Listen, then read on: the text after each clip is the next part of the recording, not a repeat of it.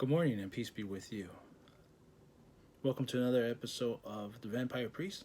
I am Father Antonio Rivera, and you know what? Sat down to get started to draw a page in the comic book that I'm working on. Yes, I wrote it, I penciling it, and I will be inking it.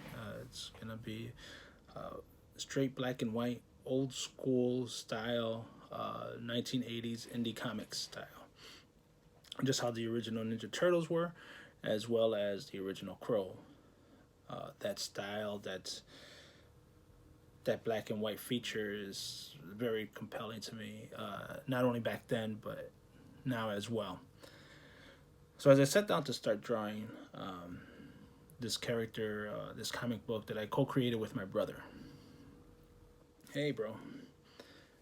I decided, you know what, it'll be kind of fun and interesting if during the process we have a little discussion and talk a little bit about the comic books, maybe the state of the comic book industry, but also what's, the pros of comic books, from storytelling to art design to even the different styles. So I think this will be the first of a series that we'll be doing, or we'll be handling that. I already penciled in the first page of issue 3. I'm not going to start inking until all 3 issues are final. I already started the framework for issue number 2, and we'll just pick up from here.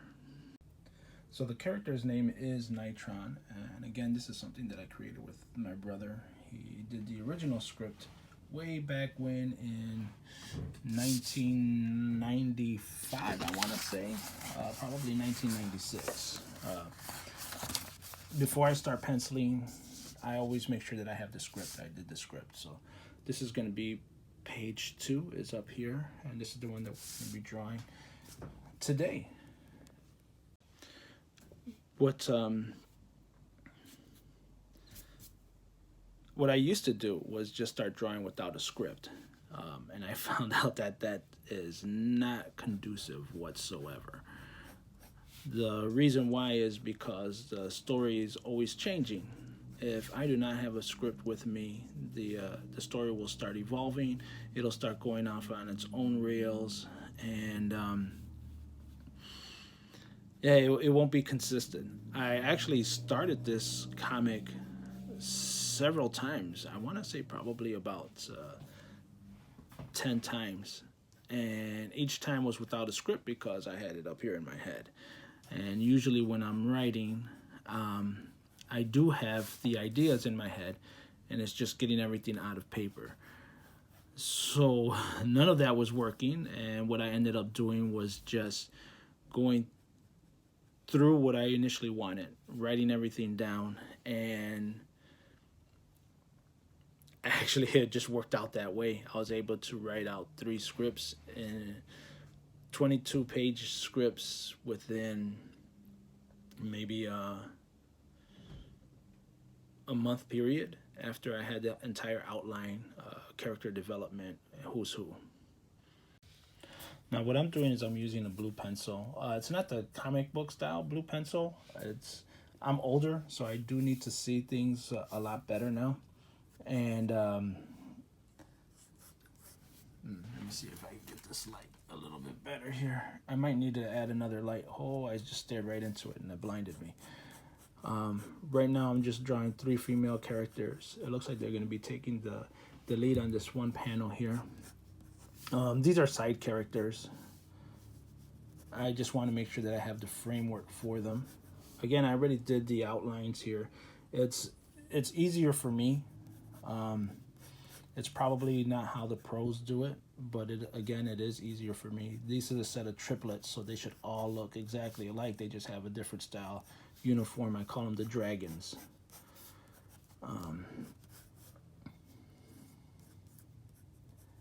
But no, the definitive style that I really do like, it comes from the 1980s, and that's probably because I was born in the 70s, but I really got into the comics back in the 80s. Teenage Mutant Ninja Turtles, The Crow, various indie comics. There was also Crumb, which very much an adult book. I have no idea how I got my hands on that as a kid, let alone read it.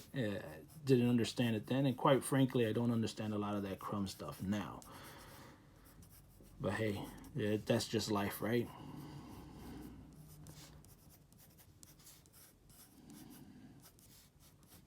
So the style that I'm most familiar with and that I actually chose to draw in is the style that you will see from Batman the animated series, Superman the animated series, the the Batman Beyond or the Justice League cartoons from the early 2000s. And the reason why is that it's just a beautiful style. Um, it's very versatile. It has that old school noir setting. Noir. I heard someone pronounce it noir when I was in high school, and to this day I cannot get past it. That's all I call it. But anyway, yeah. But anyway, it's just the way it is, I suppose. Um, I do like that pronunciation a lot better than some of the other ones, so I'm just gonna keep it. And if I'm wrong, I'm wrong. That's okay. I have no problem being wrong. So since they are triplets, it's a lot easier if I just use the same hairstyle for them. I might change it up. Actually, I should change it up. This one should have straighter hair, and this one has a different hairstyle. But yeah, this is a dream of mine, something that I've been wanting to do for quite some time. Um, I recommend, if you have a dream, follow it. I allowed people in the past to get in the way of my dream, and as an old man now, I completely and totally regret it. The only good thing that came out of postponing this for so long is the fact that I've been able to perfect my chosen art style, which is the one that we're doing here today. Not only perfecting it, but I was able to perfect other styles as well. I can do manga pretty well. I do still have some complications when it comes to mecha, but I'm getting a lot better with mecha. I don't do it that often. I don't have any requests for mecha, so I just stick to comic book style, photorealism, different forms of animation. So they all do look alike. They have a little bit of different hairstyles. Um, yeah, no, I just love that black and white comic book style. I will be using Indian ink as well as Sharpie markers and whatever other types of black markers I can find. I've been teaching myself how to use this type of ink. It's actually pretty good, and it goes on very well. I just yeah, it just takes some getting used to. So as you can see, this is part of a European team, so all of their symbols are going to be different, even though they are sisters. She's from Bosnia, Slovakia, and Slovenia. Um, quite frankly, I do like the way those countries sound. I like the way they just roll off the tongue. But at the same time, I did meet a beautiful young lady from Slovenia, and she was the inspiration of this character, which trailed off to these other two characters, just based on the life story that she gave me. Very fascinating and tragic.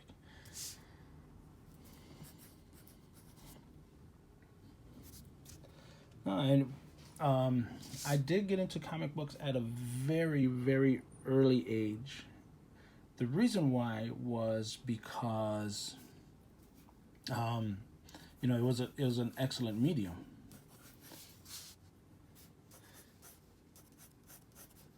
So the medium itself did inherently put in myself, as well as my siblings, a desire to read,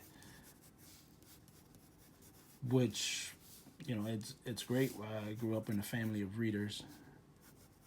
We all loved reading. I mean, we've done it. We've been in those situations where instead of watching the TV, we would be sitting down in the living room with our own various books that we would be reading. I did fall instantly in love with a book growing up. Hopefully, you all read it. It was called "Of Mice and Men." Now that book really tore into me in such a way that it just amplified my desire and my love of reading. The kid that I'm drawing now is the son of the main character, or one of the sons of the main character, and he is half Asian, specifically Japanese. I did choose to do Japanese for the very specific reason, because this character's mom is Japanese, so it would have been very weird and awkward that the father is Latino and the mom is Japanese, but he came out, I don't know, Korean. It wouldn't make any sense. And the reason for the Japanese style character was because of my love of anime. I just love anime so much. I think it's one of the best mediums. And as a matter of fact, as a tribute, the flashback scenes in the entire comic series is done in a manga style. Just one moment while I pull it up. So I did a few pages in manga, and that was just a tribute to the old school manga that I grew up with. Just because that style and that storytelling was just so beautiful. It is so well written and lovable, and the characters and the development were beyond insane. Likewise, most manga is in black and white. That could be another factor or tribute to why I love that black and white medium. A lot of people don't know this about me, and when I tell them about it, they think that I'm full of sausage and bologna, or bologna sausage. What is BS? Bologna sausage. Is that once on a time I was colorblind, and I did speak up about it when I was younger. No one actually believed me. It didn't make sense to them, and that's fine. That's cool. I got no problem with that. But so that's probably it too. I still have a lot of trouble. Well, not a lot of trouble. I still have some trouble understanding the different colors. But it's relatively a new thing. It's probably a little bit over 11 years ago is when I actually started seeing color. And it's confusing for me sometimes. I still mix up my purples and my blues and dark reds with brown. But at least I have a better working knowledge of what these different types of colors are. So I'm okay there. But I do believe that one of the main influences for me actually liking the whole style of black and white because of this. It's easier for me to understand and to see. So I do like the black and white. It's easier for me to see, and that feeling just has that nostalgic or that dark feeling to it. Despite the fact that a lot of these comic books are really just, they're filled with hope and optimism. This story here, even though it is about superheroes, it really is a family story. So there's not going to be a lot of superhero fighting action. It's going to be a lot more of them trying to deal with what's going on. Well, except for this issue. This issue, there's going to be some action in it. So I'm really pushing my limits and my strengths here when it comes to the action. I've never really been one who did a lot of action per se, mostly cover styles or panel to panel when there's dialogue. So this is going to be a fun, interesting version of the story for me. Now, going with this, it's so I'm gonna start drawing his younger sister here as well. She is going to be looking in the same direction because I want to make sure that everything is going in one way. So sisters are on one side of the room and they are looking south, while the the main characters, biological children, are going to be looking north at the triplets. But they have to be changed up just slightly. So this little girl here is 14, and she started off as a fun character to create. I did want to make a Latina character initially, but she kind of spiraled out of control with me in the fact that she is probably one of the most powerful characters that I have created for this series. Um, I did create another powerful character who is briefly mentioned, I believe in the first issue, first or second issue, and but that character is no longer amongst the land of the living. So currently in this timeline, she is the most powerful of the characters, and that was unintentional on my part. It just happened to work out that way. And again, she is half Latina, half Asian. Um, I already explained that whole part with the older brother, and she is the third of three children. 14, 16, and about it's gonna be a little bit older than the brother, because she's the girlfriend of the eldest son, and they are, I believe, about 19, 20. I didn't really sit down to do the math behind it. I just know that the oldest son is 20 years old. I'm sorry, he's 18 at this point. Since they're standing side by side, I want to make sure that her brother is in the background, even though he's not saying anything in this panel. I want to make her the focal point, so we're not going to add too much detail on him. Now, no, I mean, comic books have been an excellent medium for myself in terms of reading and art. I actually learned how to draw through comic books. I I was actually tracing them. Back in the day, we only had notebook paper, and what I would do is I would pick up a comic book, put it up against a window, or even those old bulky 1980s TV screens, and just trace. And I would trace the characters, I would trace the styles, the panels, until the point where I felt comfortable with them. And I eventually became so comfortable with them that I was able to replicate panels just straight from memory. Which, it's when you're one of the only friends in your friend group at school who can draw, that became a lot of fun. Creating characters, drawing. It's yeah, it is a lot of fun. It is pretty neat.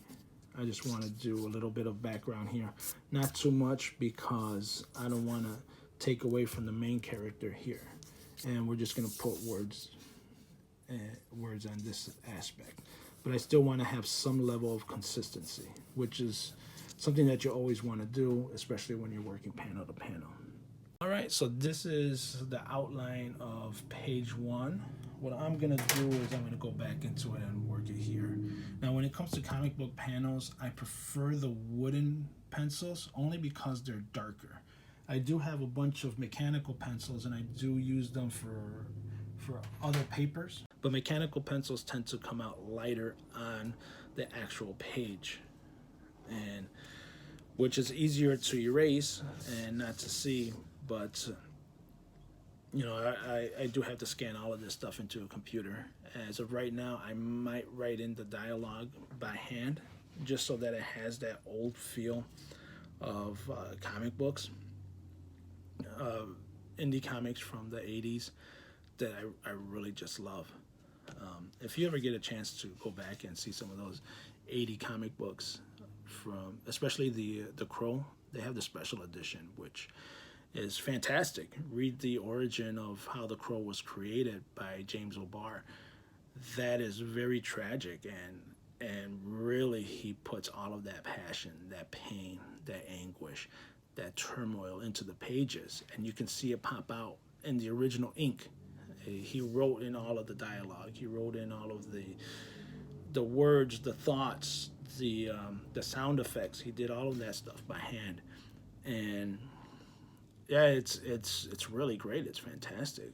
The same thing with the original Ninja Turtles by Eastman and Laird. All of that stuff was hand done.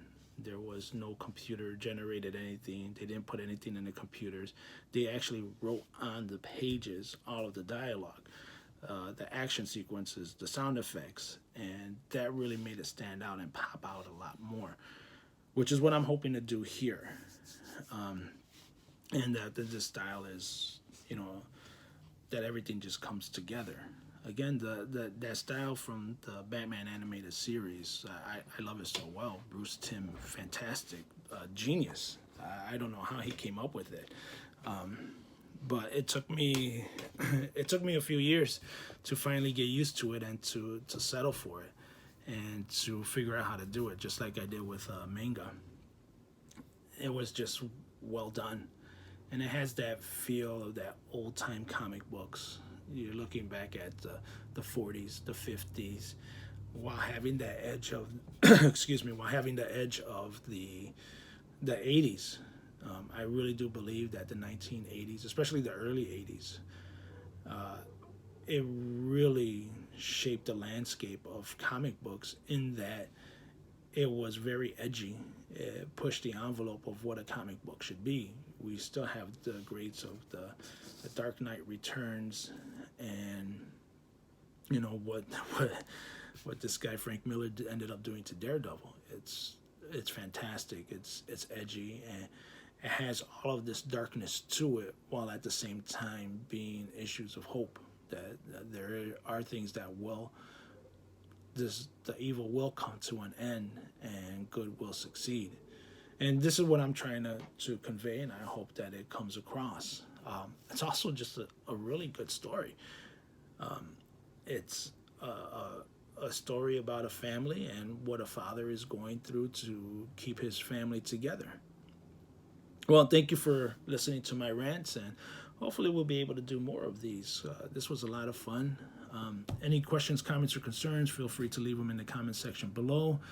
If there's anything that you would like to hear talk about, again, just let me know. You can slide into my DMs. No, don't do that. I heard that out loud, and it doesn't sound right somehow.